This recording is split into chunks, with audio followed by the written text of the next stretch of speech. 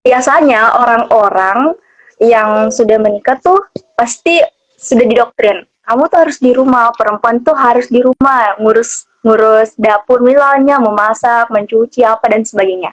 Nah, pernah nggak sih Yunda mendapatkan respon suami atau respon keluarga besar dari pihak Ayunda ataupun pihak suami yang mungkin yang memberikan penolakan terhadap aktivitasnya Ayunda gitu, yang aktif pasca setelah menikah itu. Oke.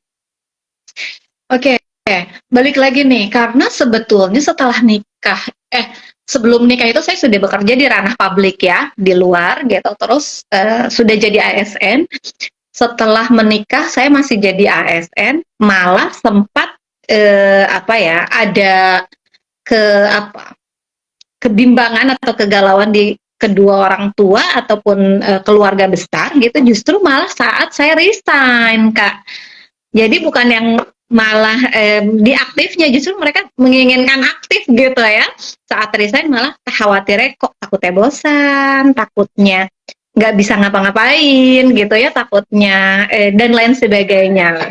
Jadi saat sekarang saya aktif kembali, saya berkegiatan lagi, produktif lagi, ya malah justru disupport penuh ya gitu, disupport penuh kalau suami dan keluarga selama tidak meninggalkan peran saya dan tidak meninggalkan kewajiban-kewajiban saya sebagai seorang istri, sebagai seorang anak-anak, apapun yang dilakukan itu disupport full gitu, termasuk sebagai sekarang nih jadi public speaker, jadi trainer gitu ya, karena saya juga sudah ikut-ikut sertifikasi, jadi sekarang sudah mulai ngajarnya lebih luas lagi gitu kan, ya itu disupport full sih.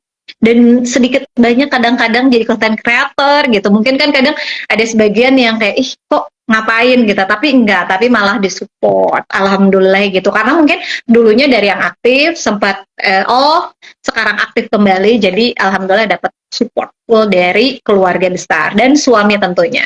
Keren banget ya, mendapatkan lingkungan yang supportif banget buat progresnya kita sebagai perempuan juga. Oke, selanjutnya, betul. Saya pernah mendapatkan sebuah pembicaraan ya, atau perkataan lah seseorang menjadi seorang public speaker itu hanya sebatas ya berbicara di depan orang-orang gitu kan. Ya apa sih menjadi seorang public speaker itu paling diundang jadi MC apa dan sebagainya, dan menurutku ya menjadi MC juga bayarannya mahal kalau misalnya mau dihitung-hitung juga ya. Tapi di satu sisi banyak yang orang-orang awam masih belum memahami tentang public speaker itu seperti apa. Nah, boleh mungkin Yunda menjelaskan atau menyampaikan keuntungan-keuntungan yang pernah Yunda dapatkan selama menjadi public speaker, supaya orang bisa termotivasi nih untuk menjadi public speaker.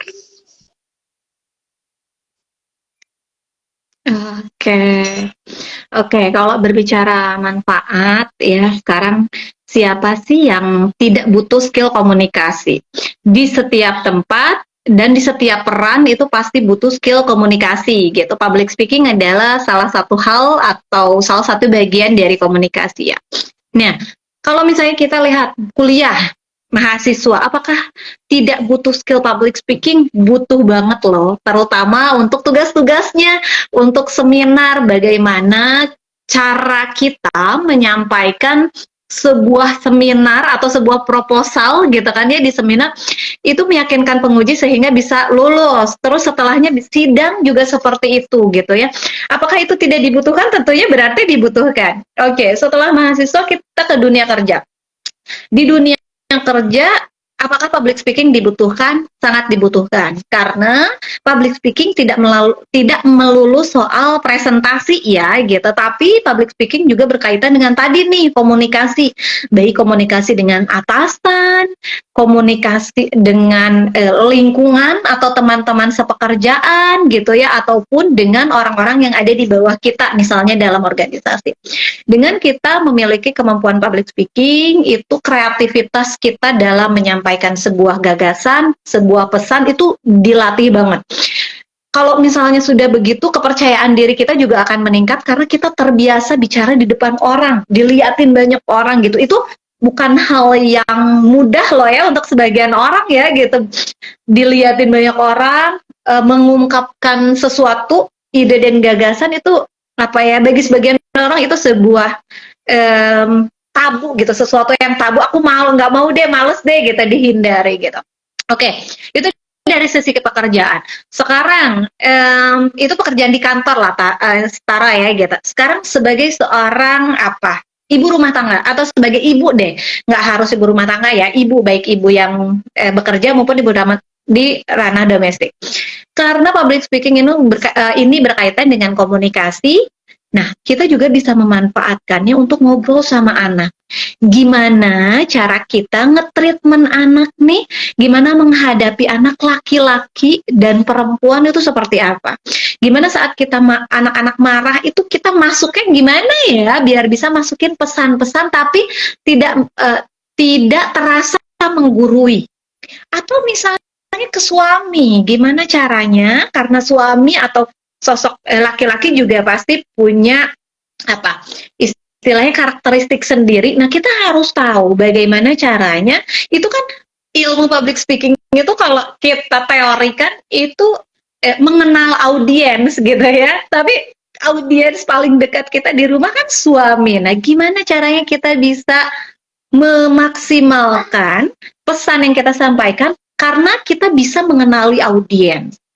Jadi dari setiap bidang mungkin ya itu membutuhkan public speaking. Nah, satu lagi, untuk di dunia pekerjaan, di dunia bisnis, di dunia pertemanan, saat seseorang memiliki kemampuan public speaking yang baik, apa manfaatnya? Manfaatnya adalah dia dianggap lebih pintar, dia dianggap lebih berani, dia akan lebih dipercaya untuk mengisi posisi-posisi penting dalam sebuah organisasi atau perusahaan. Setuju nggak? Kadang kita kalau misalnya ada 2 orang nih ya Kak Rini ya, di sebuah perusahaan, kita membutuhkan seorang leader. Oke, ada 2 orang yang dua-duanya pintar, tapi yang satu mungkin kemampuan public speaking atau komunikasinya kurang baik, yang satu kemampuan public speaking yang baik. Kira-kira perusahaan memilih yang mana? Pasti yang memiliki public speaking yang baik. Rata-rata memilih. Benar. Karena untuk seorang leader, tentunya sebuah perusahaan atau organisasi inginnya atau menaruh harapan kepada seseorang itu atau leader itu yang bisa menyampaikan, yang bisa mengarahkan, yang bisa memotivasi. Artinya public speaking juga berperan penting nih dalam peningkatan karir. Jadi sebegitu banyak sebenarnya manfaat dari public speaking, maka saya concern banget gitu ya mengajak orang-orang itu untuk mempelajari public speaking, baik itu public speaking for moms, public speaking for kids karena saya juga bikin kelas anak, public speaking for content creator, public speaking for teaching untuk guru-guru dan dosen-dosen. Karena Kak Rini, percaya atau tidak, beberapa teman saya yang guru ataupun dosen masih meminta belajar public speaking sama saya. Saya bingung karena kayak, loh, Anda kan dosen gitu ya, Anda kan guru, kenapa?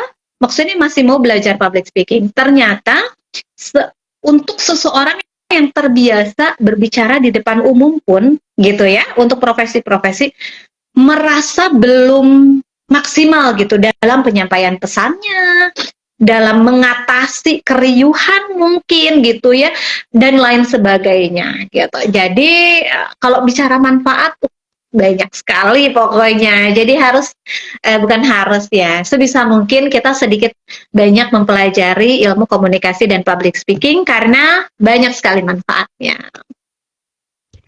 Wah, oke, pertanyaan selanjutnya Yunda. Ini ya mengenai tentang bagaimana caranya Yunda menyeimbangkan menjadi seorang ibu rumah tangga sekaligus perempuan yang bekerja di luar rumah. Jadi Pernah nggak sih Indah berada dalam suatu posisi eh, ada dua kegiatan baik di rumah maupun di luar rumah itu bertabrakan. Nah, cara menghilangkan hal tersebut sehingga bisa berjalan tanpa menghilangkan salah satunya. Oke. Saya mau say hi dulu ya sama teman-teman nih yang gabung. Hai teman-teman.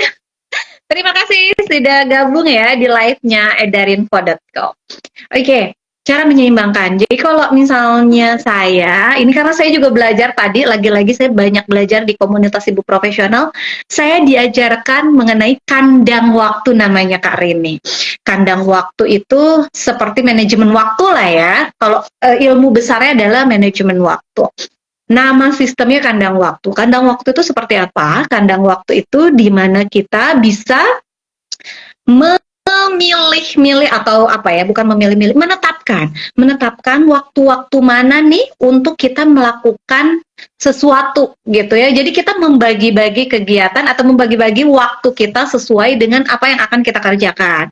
Seperti tadi, saya menetapkan waktu saya di pagi hari sampai jam 7 itu untuk kegiatan domestik dan untuk antar ya, mengantar sekolah, mengantar suami kerja, itu di pagi tuh tidak bisa diganggu, katakannya domestik dan pekerjaan rumah dan mengantar.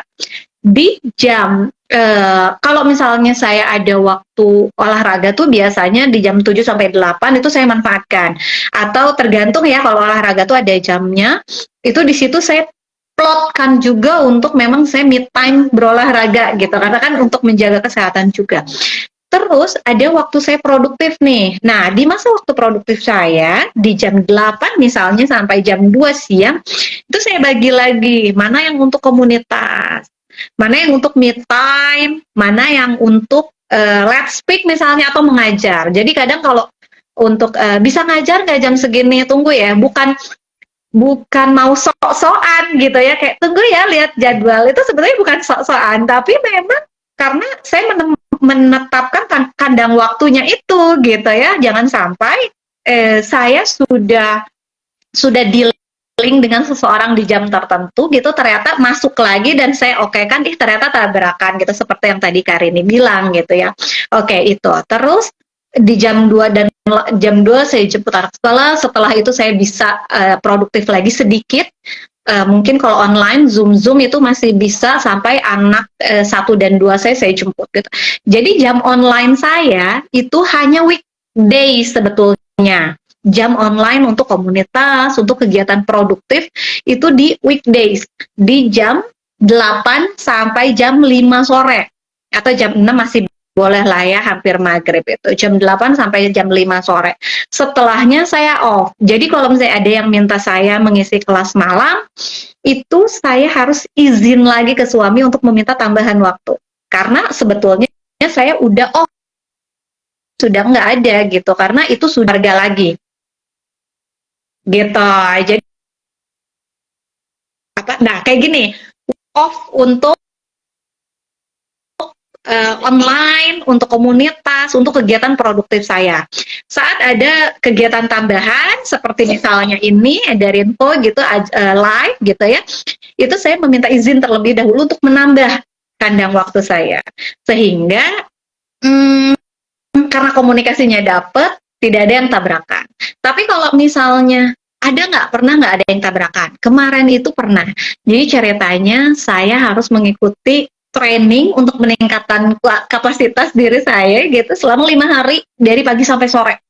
Dan kebetulan suami saya sedang di Jakarta, jadi tidak ada yang membantu saya untuk antar jemput anak sekolah. Nah, itu saya sempat kayak, aduh gimana ini ya gitu, karena saya tidak bisa meninggalkan juga nih trainingnya gitu, dan itu sudah diizinkan sebetulnya sama suami gitu ya, jadi trainingnya tetap jalan. Salah satu cara yang saya lakukan adalah ya kembali lagi memanfaatkan kemampuan komunikasi saya untuk meminta bantuan kepada teman-teman, kepada ustadz-ustazah atau guru-guru anak-anak di sekolah gitu ya, untuk handling dulu anak-anak selama saya belum bisa menjemput atau misalnya menjemput telat gitu ya.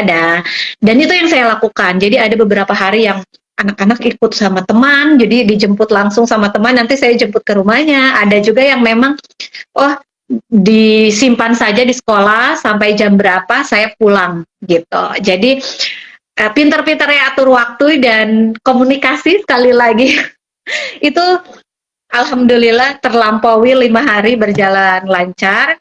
Jadi di hari weekendnya, di hari Sabtunya saya bayar semuanya gitu ya. Saya bayar kekurangan waktu saya ke anak-anak sehingga ya alhamdulillah anak-anak udah tidak ada protes. Sebelumnya juga udah saya briefing, setelahnya saya bayar. Jadi kalau misalnya tadi apakah ada tabrakan waktu atau tabrakan kebutuhan gitu ya, sempat ada tapi alhamdulillah teratasi karena sebelumnya saya briefing, setelahnya saya bayar, istilahnya saya bayar, saya quality time sama mereka gitu ya di hari Sabtunya gitu Mbak Rin, Karin.